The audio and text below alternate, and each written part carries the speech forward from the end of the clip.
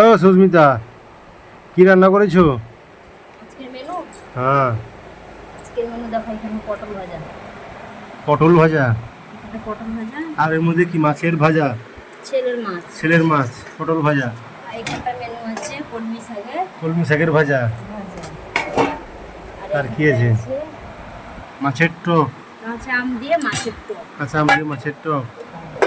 আর এই প্রতিদিন একটাই শাড়ি পরতে হবে? হ্যাঁ। গরমে থাকা যাচ্ছে না, একটা কি করবো? একটা কি করবো? প্রতিদিন একটাই শাড়ি, চেঞ্জ করলো নি শাড়িটা। শাড়ি এক গাদা পরে আছে কিন্তু পরবে নি, একটাই শাড়ি পরবে। ছেলে আছে, ভালো লাগে না। বাচ্চা থাকলে, যাদের বাচ্চা আছে তারা জানে কত কষ্ট হয় এই গরমে। দেখো বাচ্চা, দেখো শুয়ে আছে, উঠুক না। বাচ্চা ঘুমোচ্ছে, আমার ছোনার ছেলে ঘুমোচ্ছে গো, ঘুমোচ্ছে। ঘুম থেকে উঠলে খাইয়ে দেবো।